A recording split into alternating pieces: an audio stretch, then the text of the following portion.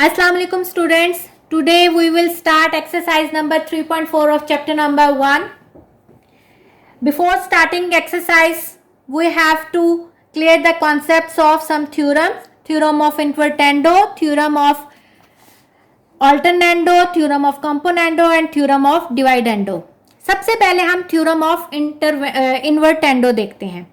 Theorem of invertendo देखने से पहले आपको पता है कि हमारे पास जब चार क्वांटिटीज हों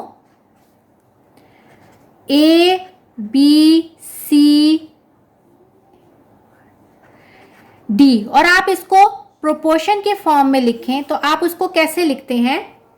अगर आपके पास चार क्वांटिटीज हों तो आप इसको लिखते हैं A ratio B is equal to C ratio D. ठीक है, तो थ्योरम ऑफ इन्वर्टेंडो क्या कहते हैं? इन्वर्टेंडो कहता है कि अगर आप इनकी पोजीशंस बदल दें तब भी इसकी इक्वालिटी पे कोई फर्क नहीं पड़ता. यानी अगर ए रेशो बी जो है वो बराबर है सी रेशो डी के, तो अगर आप इनकी पोजीशंस को इन्वर्ट कर दें, बी रेशो ए और डी रेशो कर दें सी, तब भी कोई फर्क नहीं पड़ेगा. यानी बी को इधर ले जाए और इसी तरह डी को इधर ले जाएं और सी को उधर ले जाएं, तब भी आपकी इसकी इक्वालिटी पे कोई फर्क नहीं पड़ेगा. जिस तरह ए रेशो बी जो है वो सी रेशो डी के बराबर है, इस तरह बी रेशो ए जो है वो भी डी रेशो सी के बराबर होगा. अब हम इसका सेकंड थ्योरम देखते हैं. आपकी बुक में पेज नंबर 58 पे थ्योरम ऑफ इन्वर्टेंडो भी है और थ्योरम ऑफ ऑल्टरनेंडो भी है. ऑल्टरनेंडो ऑल्टरनेट से निकले, यानी अगर आप उसकी पोजीशन जो है इज इक्वल टू के उधर जो है वो ऑल्टरनेट कर दें तब भी वो बराबर रहेंगे. यानी अगर आपके पास ये वाला थ्योरम था इन्वर्टेंडो, और अगर आप ऑल्टरनेंडो को देखें तो अगर आपके पास ए रेशो बी जो है वो सी रेशो डी के बराबर है, तो अगर आप इज इक्वल टू से इधर उनकी पोजीशन चेंज कर लें, यानी सी इधर आ जाए और बी उधर चला जाए, तब भी इनकी इक्वालिटी पे कोई फर्क नहीं पड़ता. इस थ्योरम को हम कहते हैं थ्योरम ऑफ ऑल्टरनेंडो. यानी सी ए के साथ आ जाए और बी जो है वो डी के साथ चला जाए, इसको आप कहते हैं थ्योरम ऑफ ऑल्टरनेंडो. अब इसका तीसरा थ्योरम देखते हैं, थ्योरम ऑफ कंपोनेंडो. ये आपके पास पेज नंबर 59 पे है. वो कहता है कि अगर आपके पास अगेन ए रेशो बी बराबर है सी रेशो डी के, अब अगर आप एक कंपोनेंट है बीच में, यानी अगर आप ए के साथ ये बी ऐड कर दें और रेशो बी लें, इसी तरह सी के साथ भी डी को ऐड कर दें और रेशो डी लें, तब भी ये बराबर होगा. इसी तरह अगर आप इस बी के साथ ये पहली वाली वैल्यू को ऐड कर लें और इसी तरह डी के साथ पहली वाली वैल्यू को ऐड कर दें, तब भी इसकी इक्वालिटी पे कोई फर्क नहीं पड़ेगा. इस थ्योरम को कहते हैं थ्योरम ऑफ कंपोनेंडो. तो थ्योरम ऑफ कंपोनेंडो, अभी हमने तीन थ्योरम्स पढ़े, theorem of invertendo, theorem of alternendo, theorem of componendo. अब हम पढ़ते हैं चौथा थ्योरम, थ्योरम ऑफ डिवाइडेंडो. जिस तरह थ्योरम ऑफ कंपोनेंडो में आपने ऐड किया, इसी तरह थ्योरम ऑफ डिवाइडेंडो में आप सब्ट्रैक्ट करेंगे. सेम आपके पास अगर ए रेशो बी जो है वो बराबर है सी रेशो डी के, तो आपके पास अगर ए प्लस बी की जगह हम A minus B ratio B equal to C minus D ratio D लिखेंगे तब भी बराबर होगा. और अगर A ratio A minus B इसी तरह C ratio C minus D लिखेंगे तब भी आपके पास जो है वो सेम इक्वेशन आएगी. देखें यहां अगर आपने a माइनस बी लिखा है तो नीचे भी आप कोशिश करें कि अल्फाबेटिकली a माइनस बी और c माइनस डी लिखें. प्लस में खैर इससे फर्क नहीं पड़ता, लेकिन अगर आप प्लस में भी a ratio a plus B कर देंगे और c ratio c plus D कर देंगे तो ये ज्यादा बेहतर होगा. हमने अब चार थ्योरम पढ़े हैं, थ्योरम ऑफ इन्वर्टेंडो, ऑल्टरनेंडो, कंपोनेंडो, डिवाइडेंडो. इसका एक लास्ट थ्योरम जो है वो कंपोनेंडो और डिवाइडेंडो का मिक्सअप है. थ्योरम ऑफ कंपोनेंडो और डिवाइडेंडो ये इन दोनों का कॉम्बिनेशन है. तो इसमें क्या करेंगे, अगर आपके पास a रेशो b जो है वो बराबर है c सी रेशो डी के। तो कंपोनेंडो और डिवाइडेंडो से क्या लेंगे, देखें कंपोनेंडो की ये वाली a प्लस बी और इसकी a माइनस बी, इस तरह इसकी c प्लस डी और इसकी c माइनस डी। तो ये किसके बराबर हो जाएगा, a plus B ratio a minus B is equal to c plus D ratio c minus D. ये आपके पास एक फॉर्म आ गई, जैसे बाकियों की भी आपने सारी फॉर्म की थी, इस तरह इसकी भी दूसरी फॉर्म क्या होगी कि माइनस पहले भी आ सकता है, हम इसको ऐसे भी लिख सकते हैं a minus B ratio a plus B is equal to, इसी तरह इसका भी माइनस पहले आ जाएगा c minus D ratio c plus D. तो इस थ्योरम को कहते हैं थ्योरम ऑफ कंपोनेंडो और डिवाइडेंडो। ये थ्योरम आपके आगे एक्सरसाइज 3.4 में यूज होगा, specially theorem of componendo and dividendo. अब हम स्टार्ट करते हैं एक्सरसाइज नंबर 3.4। एक्सरसाइज नंबर 3.4 का क्वेश्चन नंबर 1 है, prove that a ratio b is equal to c ratio d। यानी आपने प्रूव करना है कि आपके पास अगर इक्वेशन ये है, एक्सप्रेशन ये है, तो वो a ratio b c ratio d के बराबर है। तो आप इसके लिए क्या करेंगे, हम यहाँ कंपोनेंडो और डिवाइडेंडो थ्योरम लगाएंगे और उस तरीके से उसको सॉल्व करेंगे। कैसे लगाएंगे हम देखते हैं। पहले हम लिखेंगे बाय कंपोनेंडो एंड डिवाइडेंडो थ्योरम, या बीच में लाइन लगा लें।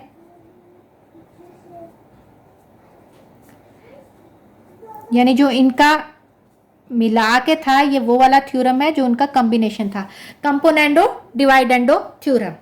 वो थ्योरम क्या था आपके पास कि आपके पास था, हम क्या करेंगे, देखिए इसमें हमारे पास हमने क्या करना है, इसको एक दफा a, ये आपके पास a है, ये b है, ये c है और ये d है। मैं आपको रफ में अभी बता देती हूँ, आप ये नीट में बेशक ना करें। ये आपके पास ऐसे है a by B is equal to C by D, और अगर आप रेशो में लिखें तो आप लिख सकते हैं a ratio b is equal to C ratio D. और कंपोनेंडो डिवाइडेंडो थ्योरम का जो कॉम्बिनेशन है वो क्या है, वो है a plus B, a minus B, c plus D और c माइनस डी। और अगर आप इसको रेशो में लिखें जैसे मैंने आपको समझाया था, तो ये a plus B ratio a minus B is equal to c plus D ratio c minus D. तो आपने इसको ये रेशो के फॉर्म में, ये कंपोनेंडो डिवाइडेंडो थ्योरम है और ये इसका फ्रैक्शन की फॉर्म में है। यानी आपके पास ये a है, ये b है, ये c है और ये d है। आपने a ratio b is equal to C ratio D की फॉर्म में अगर हो तो हम a plus B ratio a minus B is equal to C plus D ratio c minus D. ये आपके पास कंपोनेंडो डिवाइडेंडो थ्योरम था। लेकिन अगर आप रेशो की जगह इसको फ्रैक्शन की फॉर्म में लिखें तो जो रेशो के बाद है वो नीचे आ जाएगा, is equal to C plus D over c minus D. तो इसका मतलब है आपने a की वैल्यू लिखनी है प्लस b लिखना है, इस फॉर्म में लेके आना है, इस फॉर्म में। कैसे, आपके पास a क्या है, ये वाली वैल्यू मैं आपको ऊपर लिख देती हूँ। ये a है, ये b है, ये c है और ये d है। तो हम क्या लिखेंगे, a क्या है आपके पास 4a प्लस 5b, a के साथ प्लस b क्या है नीचे वाला, फिर क्या आएगा a माइनस b, इसी तरह is equal to c plus D और c माइनस डी। आपके पास इस तरह आ गया। अब आपने सिंपल ब्रैकेट ओपन करनी है और इसको सिंप्लीफाई करेंगे। ब्रैकेट ओपन करें, प्लस वाला जो साइन है इसका कोई फर्क नहीं पड़ेगा, लेकिन जहां माइनस का साइन है वहां ब्रैकेट से बाहर, तो वहां आपके ब्रैकेट के अंदर वैल्यूज चेंज हो जाएंगी, साइन ऑपोजिट हो जाएगा। Is equal to 4c plus 5d plus 4c minus 5d, 4c plus 5d minus 4c plus 5d। अब आप देखें क्या कटिंग होती है। ये 5b इससे कट गया क्योंकि प्लस 5b माइनस 5b, ये माइनस 5d प्लस 5d से कट गया, ये माइनस 4a इस 4a से कट गया, और ये 4c इस 4c से कट गया। आपके पास क्या बचा, 4a plus 4a 8a, 5b plus 5b 10b is equal to 8c over 10d। अब अगर आप देखें, चाहे आप इसको इधर ले आए और इसको इधर ले जाएं, क्रॉस मल्टीप्लाई कर लें, या आप पूरी एक्सप्रेशन को इसको 10/8 से मल्टीप्लाई कर लें और इसको भी 10/8 से मल्टीप्लाई कर लें तो भी कट जाएगा, आपकी मर्जी है। इसको इस तरह कर लें, या अगर समझने के लिए आप कर सकते हैं कि ये यहां जाएगा 10 से कट जाएगा और ये 8 यहां आएगा तो ये इससे कट जाएगा। तो अगर आप इसको लिखना चाहते हैं तो आप ऐसे भी लिख सकते हैं कि बाय मल्टीप्लाइंग, क्योंकि अमूमन ये इज इक्वल टू है। अगर यहाँ प्रोपोर्शन की फॉर्म में होता तो अमूमन हम मूव नहीं करते। जैसे अगर आप यहाँ इज इक्वल टू की जगह प्रोपोर्शन लें तो बेस्ट तरीका यही होता है कि आपने उसके रेसिप्रोकल से उसको मल्टीप्लाई कर लें। तो बाय मल्टीप्लाइंग 8/10 का रेसिप्रोकल क्या होगा, 10/8 ऑन बोथ साइड्स। तो आप ऐसे लिख लें समझने के लिए, अगर आप कर सकते हैं। और अगर आप ये स्टेप नहीं करते, डायरेक्ट a/b और c/d लिख देते हैं तो वो भी अंडरस्टूड है कि ये इधर क्रॉस हो गया, लेकिन ये कर देंगे तो ज़्यादा अच्छा है। By multiplying 10/8 on both side, तो आपके पास क्या बचेगा, 10/8 से मल्टीप्लाई करना है और यहाँ भी 10/8 से मल्टीप्लाई करना है। तो ये आपके पास 10 से कट गया, 8 से कट गया, 10 से कट गया, 8 से कट गया। तो ये आपके पास बच गया a/b is equal to c/d। और आपके पास ये इज इक्वल टू में है तो रेशो में आपके पास क्या हो जाएगा, a/b is equal to c/d। और उसने यही आपको प्रूव करने के लिए दिया था कि आप prove that a/b is equal to c/d, कि ये वाली वैल्यू जो है a/b c/d के बराबर है। तो ये हमने प्रूव कर दिया, हैंस प्रूव्ड। अब इसका पार्ट 2 जो है क्वेश्चन नंबर 1 का, वो आप खुद करेंगे। मैं आपको इसका पार्ट 3 करवाती हूँ। पार्ट 3 है आपके पास ac² plus bd² is equal to over ac² minus bd² is equal to c³ plus d³ over c³ minus d³। Again आपने उसको प्रूव करना है कि ये a/b is equal to c/d के बराबर है। तो हम यहाँ बाय कंपोनेंडो और डिवाइडेंडो थ्योरम अप्लाई करेंगे, कंपोनेंडो एंड डिवाइडेंडो थ्योरम। तो आपके पास क्या आ जाएगा, a क्या है, यहाँ भी मैं आपको छोटा सा a है, ये b है, ये c है, ये d है। तो आपने a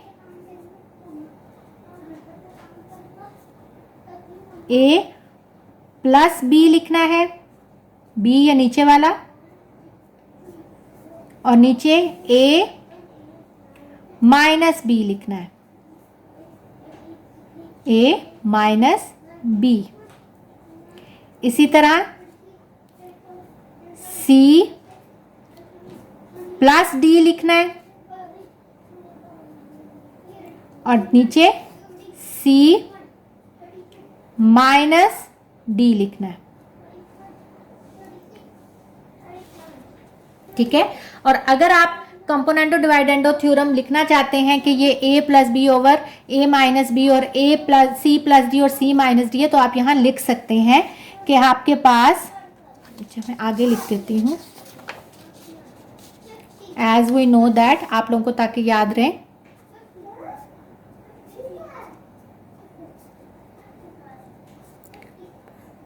कंपोनेंडो डिवाइडेंडो थ्योरम क्या है,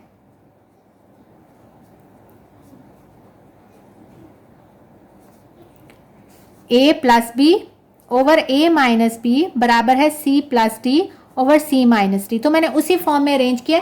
चाहे आप पहले ये लिख लें और फिर उस तरह कर लें, चाहे डायरेक्ट भी कर लें, तो कोई फर्क नहीं पड़ता। तो आपके पास अब सिंप्लीफाइड फॉर्म आएगी। तो ये हमने लिख दिया है, मैंने ब्रैकेट्स ओपन कर ली हैं। अब देखें आपके पास क्या कट रहा है, ये यहाँ कट रहा है, ये यहाँ कट रहा है, ये यहाँ कट रहा है और ये यहाँ कट रहा है। तो सिंप्लीफाई होके आपके पास आ गया 2ac square 2bd square 2c cube और 2d क्यूब। तो ये आपके पास सिंप्लीफाइड फॉर्म में आ गया। अब आप देखें ये 2 ऊपर नीचे कट जाएगा और ये 2 ऊपर नीचे कट जाएगा। आपके पास बच गया ac square bd square c cube over d cube. लेकिन हमने तो प्रूव करना है a by b is equal to c by d। अगर आप देखें तो ये क्यूब जो है इसको आप खोल सकते हैं c स्क्वायर और c में, इसी तरह ये d स्क्वायर को भी और d क्यूब को भी d स्क्वायर और d में।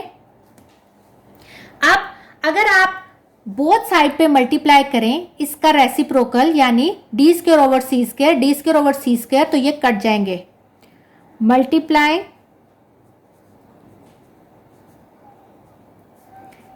d square over c square on both sides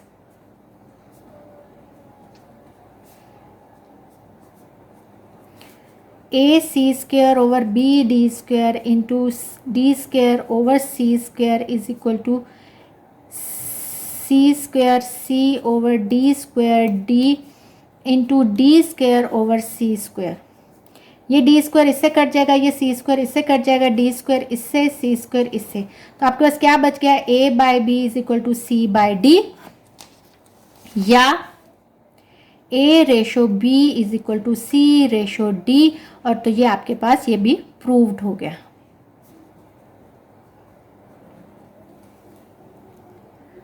इसका क्वेश्चन नंबर 1 का 4th पार्ट भी ऐसे ही है जैसे अभी हमने क्वेश्चन नंबर 1 का पार्ट 3 किया। अब मैं इसका पार्ट 5th कराती हूँ, 4th आप खुद करेंगे।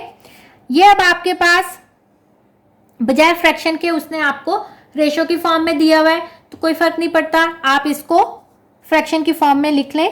P A plus Q B, P A minus Q B, P C plus Q D और P C minus Q D as componendo dividendo. Dividendo theorem क्या कहता है कि आपके पास a plus B over a minus B बराबर है c plus D over c minus D by applying componendo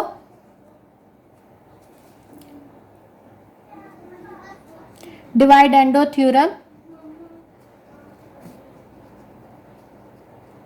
तो आपके पास क्या आएगा, हम अप्लाई करेंगे इस पे।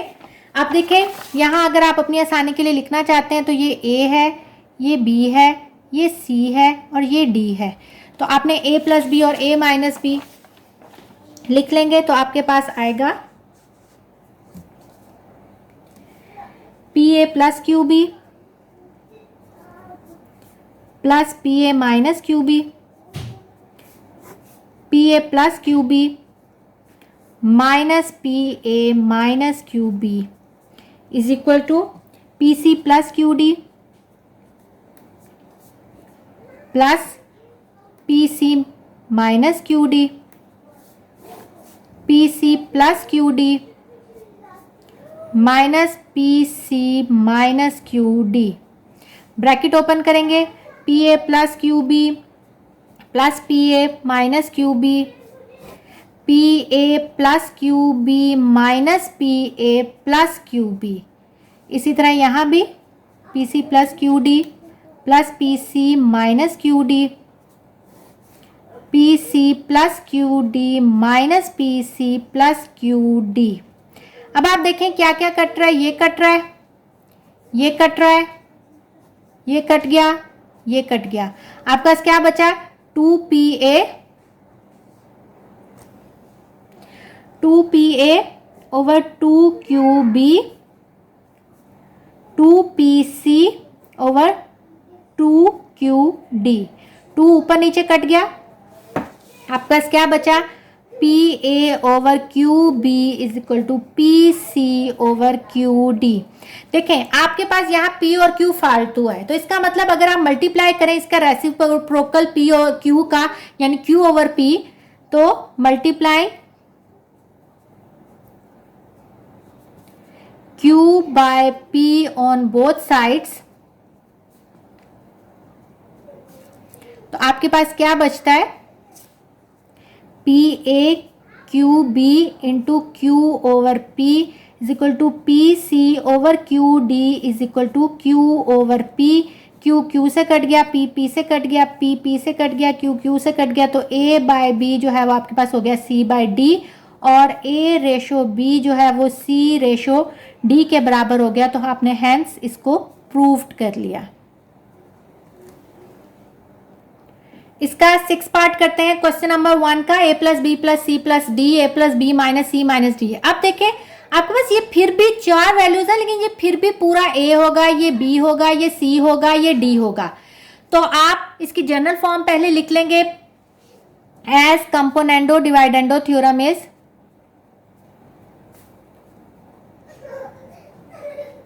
डिवाइडेंडो थ्योरम क्या कहता है आपका कंपोनेंडो डिवाइडेंडो थ्योरम कि a plus B over a minus B बराबर है c plus D over c minus D. तो by applying componendo dividendo theorem, अगर आप अप्लाई करते हैं कंपोनेंडो डिवाइडेंडो थ्योरम को, तो आपके पास क्या होता है, अब ये पूरी वैल्यू a है, A plus B plus C plus D plus A plus B minus C minus D, A plus B plus C plus D minus A plus B minus C minus D. इसी तरह A minus B plus C minus D plus A minus B minus C plus D. जो भी आपके पास D है उसको आपने plus C plus D और सी minus D लिख देंगे। ब्रैकेट ओपन करेंगे, A plus B plus C plus D plus A plus B minus C minus D, A plus B plus C plus D minus A sign change हो जाएंगे, minus B plus C plus D, A minus B plus C minus D plus A minus B minus C plus D. Plus है तो कोई sign में फ़र्क नहीं आया, लेकिन नीचे जब ब्रैकेट ओपन होगी minus A plus B plus C minus D. अब देखते हैं आपके पास क्या क्या कटिंग होती है। ये सी कट गया, ये डी कट गया, यहाँ आपके पास ए कट गया और बी कट गया, यहाँ आपके पास सी कट गया और डी कट गया, यहाँ आपके पास बी कट गया और ए कट गया, यहाँ आपके पास क्या बच गया 2a और 2b, यहाँ 2c 2d, यहाँ 2a और माइनस 2b, और यहाँ आपके पास 2c और माइनस 2d। तो इस तरह ही हम लिख लेते हैं। आपके पास क्या बचा 2a प्लस 2b और 2c plus 2d, 2a minus 2b और 2c माइनस 2d। अब देखें 2 अगर कॉमन लेंगे तो ही ऊपर नीचे कटेगा। हमने 2 यहाँ से भी कॉमन ले लिया, यहाँ से भी कॉमन ले लिया, यहाँ से भी कॉमन ले लिया और यहाँ से भी कॉमन ले लिया, तो ये आपके पास कट गया। तो आपके पास बन गया a plus B over C plus D to a minus B over C minus D. लेकिन आप देखें हमने तो प्रूव करना है a by B is equal to C by D, यानी a by B A ratio b is equal to C ratio D. यहाँ तो आपके पास ये a प्लस बी और c प्लस डी और a माइनस बी और c माइनस डी की फॉर्म में आ गया है। अगर आप गौर से देखें, अगर हम यहाँ दोबारा इस पे कंपोनेंडो डिवाइडेंडो थ्योरम लगाएं, लेकिन उसके लिए आपके पास a प्लस बी के नीचे ये a माइनस बी होना चाहिए और ये c प्लस डी इधर होना चाहिए। तो हमने जो पोजीशन चेंज करने वाला थ्योरम था वो कौन सा थ्योरम पढ़ा था? हमने पढ़ा था theorem of ऑल्टरनेंडो।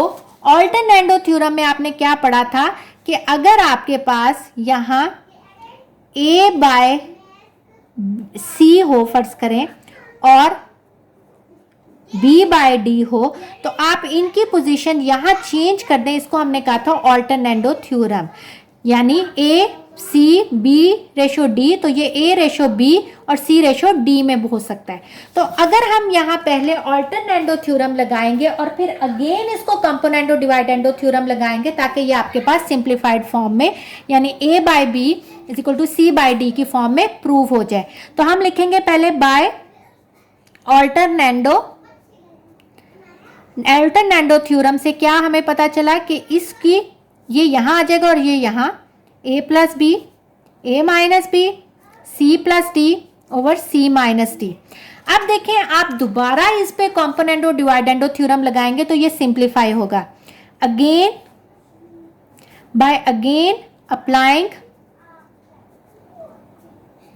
Componendo dividendo theorem, आपके पास जब हम दोबारा इस पे कंपोनेंडो डिवाइडेंडो थ्योरम लगाएंगे, अब मैं दोबारा फॉर्म नहीं लिख रही, उसकी जनरल फॉर्म आपने चाहे तो आप उस पे लिख सकते हैं, मैं इसको डायरेक्ट लिख रही हूं। तो आपके पास a प्लस बी और a minus B, c plus D, d ये है, c ये है, a ये है, b ये है और c minus D. Bracket open करेंगे a प्लस बी, ये कट गया, a plus B sign change होंगे, माइनस a प्लस बी, ये कट गया, c plus D plus c minus D, d कट गया, c plus D minus c plus D और ये c कट गया। तो ये आपके पास आ जाएगा 2a 2b is equal to 2c over 2d। 2 से कट गया, 2 से कट गया, तो ये a by b is equal to c by d और a रेशो b जो है वो c रेशो d के बराबर हो गया और आपने यही इसको प्रूव करना था। इसका क्वेश्चन नंबर 1 का 7 पार्ट आप लोग खुद करेंगे। 7 पार्ट में वैसे ही है जैसे मैंने अभी आपको 6 पार्ट करवाया। जब आप पहली दफा कंपोनेंडो डिवाइडेंडो थ्योरम अप्लाई करेंगे तो आपके पास जो सिंप्लीफाइड इक्वेशन आएगी उसको पहले आपने ऑल्टरनेंडो थ्योरम से सेम जो वैल्यूज है उनको ऊपर नीचे लाना है ऑपोजिट साइन के साथ, यानी ऑल्टरनेट करके, और उसके बाद अगेन उस पर कंपोनेंडो डिवाइडेंडो थ्योरम अप्लाई करेंगे तो ये क्वेश्चन आपके पास सॉल्व हो जाएगा। अब हम इसका क्वेश्चन नंबर 1 का लास्ट पार्ट करते हैं। a square plus B square over a square minus B square is equal to ac plus B D over ac minus B D. Again हम पहले लिखेंगे एज वी नो दैट, ये मैंने आपको first question में लिखवाया था और कुछ क्वेश्चन में नहीं लिखवाया, तो आप खुद से लिख सकते हैं कि कंपोनेंडो डिवाइडेंडो थ्योरम कौन सा है।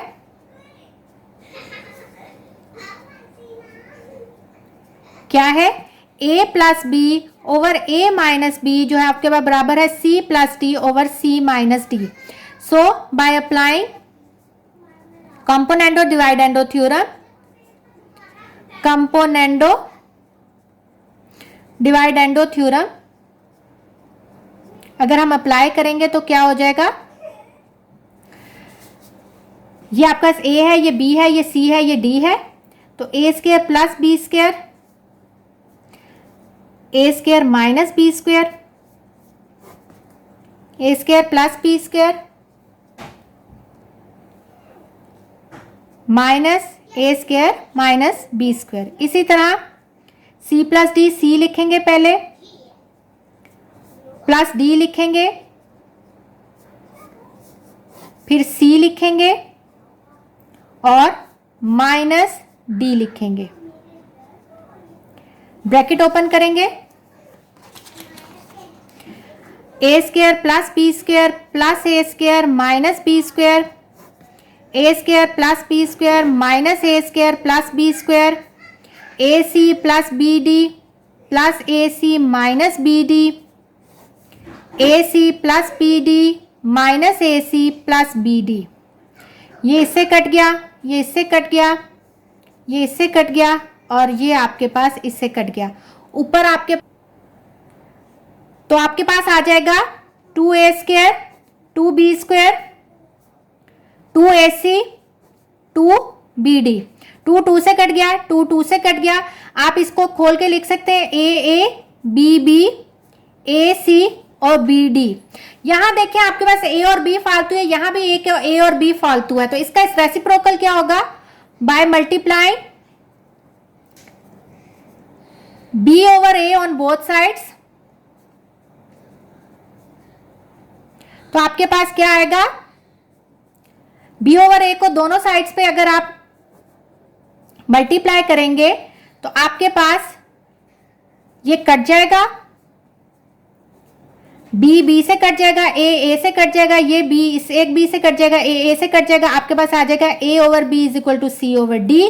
और यही आपके पास आपने प्रूफ करना था, या अगर रेशो में लिखें तो a रेशो b जो है वो c रेशो d के बराबर है, और यही आपने प्रूफ करना था। तो इस तरह हमारे पास क्वेश्चन नंबर 1 जो है एक्सरसाइज नंबर 3.4 का खत्म हो गया। अब उम्मीद है कि आपको कंपोनेंडो डिवाइडेंडो थ्योरम अप्लाई करना और आ गया होगा। इंशाल्लाह अब इसके नेक्स्ट लेक्चर में हम इसका क्वेश्चन नंबर 2 स्टार्ट करेंगे। ओके स्टूडेंट्स, टेक केयर, अल्लाह हाफिज।